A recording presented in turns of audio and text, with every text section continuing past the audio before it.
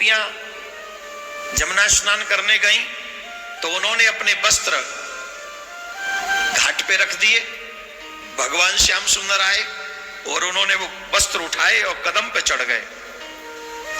जब कदम पे चढ़ गए तो गोपियां जब आई तो बाहर देखा वस्त्र नहीं है, तो गोपियां ढूंढने लगी वस्त्र कहाँ है, वस्त्र कहाँ है। तो भगवान श्याम सुंदर ने बंसी बजाई तो समझ गई कि एक वस्त्र कन्हैया ले गए, इसलिए उनका नाम एक पड़ गया चीड़ चोर। क्या नाम है? चीड़ चोर। वो चीर भी चुराते, वस्त्र चुराते। वस्त्र चुरा के चढ़ गए। अब भगवान ने जब वस्त्र चुराए तो गोपियों ने कहा वस्त्र दे दो।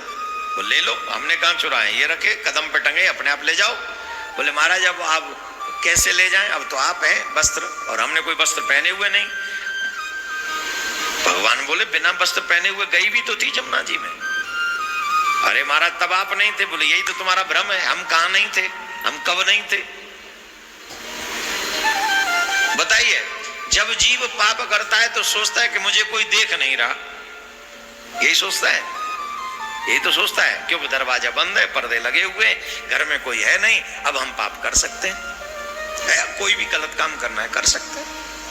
और मन में यह दृढ़ विश्वास होता है कि मुझे कोई देख नहीं रहा। अब चाहे तुम्हें कोई ना देखे, क्या ईश्वर की दृष्टि से तुम बचे हो? जवाब दो। कोई भी ना देखे तुम्हें, कोई ना देख सके तुम्हें, पर तुम जिसकी दृष्टि से नहीं बच सकते वो है परमात्मा। कोई पर्दा ऐसा नहीं बना जो तुम्हें उसकी दृष्टि से बचा सके। कोई ताला ऐसा नहीं बना है जो तुम्हें उससे दूर रख सके। यही अकाट्य सत्य है। हम लोग दुनिया में किसी को भी मूर्ख बना सकते हैं, भगवान को। एक जगह पर मैं बहुत अच्छी बात पढ़ रहा था, बताऊं कौन सी? बहुत अच्छी बात पढ़ रहा था, वो बात बहुत ही अच्छी थी। बात यह है, हम कर्म अपनी मर्जी से कर सकते हैं।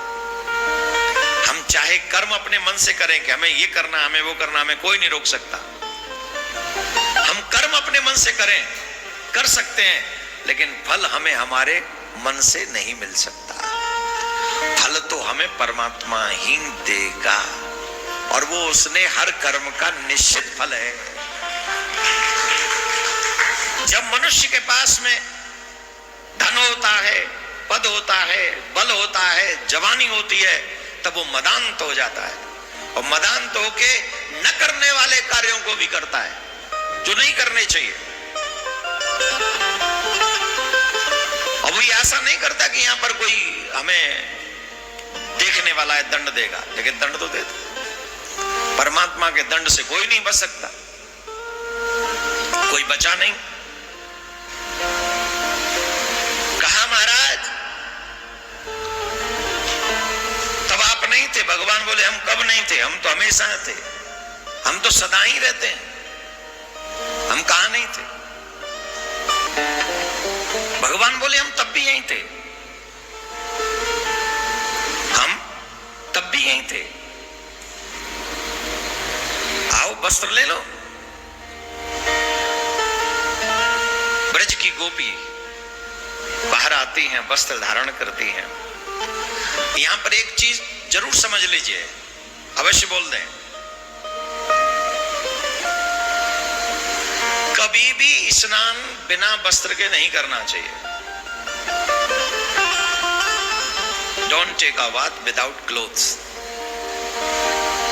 इट्स अ सिन।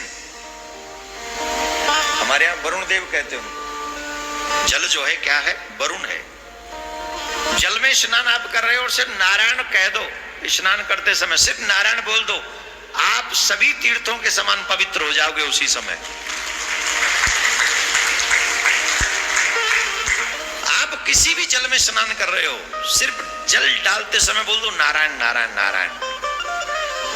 इस ब्रह्मांड में जितने भी तीर्थ हैं, जितना तुम्हें शुद्ध कर सकते, पवित्र कर सकते, उतना जल डालते समय जब नारायण बोलोगे उतना ही पवित्र हो जाओगे।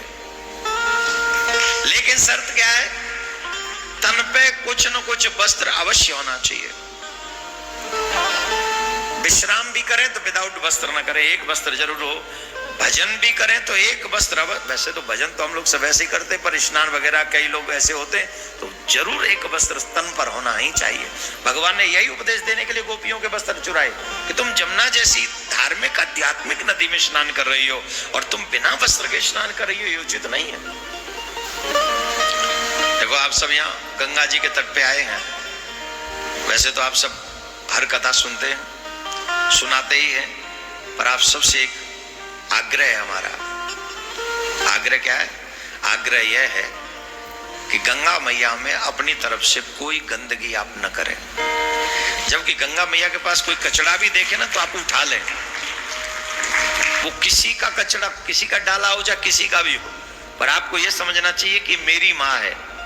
आप सोचो मेरी माँ के ऊपर कोई पेपर फेंकेगा, मैं बर्दाश्त करूंगा? मिल गया तो है, मैं अपने स्टाइल में समझाऊंगा ना, मेरा स्टाइल तो आपको पता ही, पर आप अपने स्टाइल में समझाओगे।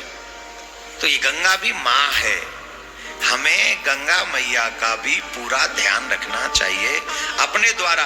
अभी हमारे एक और बंधु, वही फौजी भाई बता रहे थे कि कल कोई लोग यहाँ वो क्या कॉफी पी रहे थे रे, कॉफी पी रहे थे गंगा मैया के घाट पे बैठ के, सुर्राटे वो।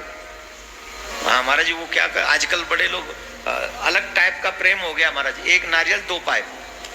हाँ अब आप तो सन्यासी हो, आपको नहीं पता, हम थोड़े गृहस्थी हैं महाराज जी, तो हमको पता है। आप तो भाई संत लोग तो इन विषय, हम तो गृहस्थी आदमी, हमें तो पता है। और यहाँ जितने गृहस्थी बैठे सबको पता, एक नारियल 2 पाइप जानते हैं ना। हाँ सुर्र सुर्र, एक ही नारियल लेंगे दोनों पति पत्नी। हाँ वो फिर ऊपर से एक और उपदेश देते हैं महाराज जी, पता है क्या? इससे प्रेम बढ़ता है, प्रेम।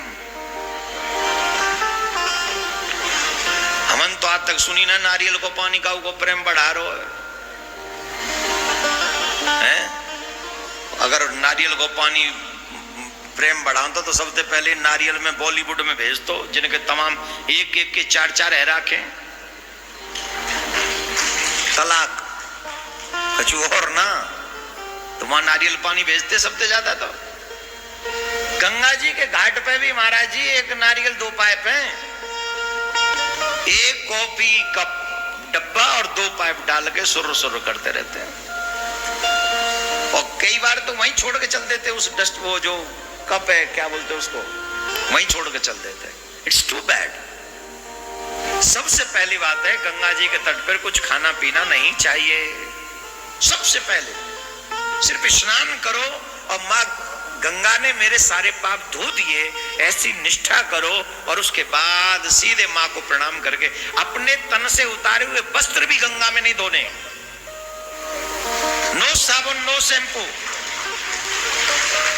गंगा जी के घाट पे बैठा हूं इसलिए यहाँ की बात कह रहा हूं, ये हर एक धार्मिक नदी की बात है, चाहे जमुना जी हो, नर्मदा जी हो, कावेरी हो, गोदावरी, कोई हो, ये हमारे आपने इतना प्रेम जगा दिया, अब हमारी भावना कब पूरी करोगे?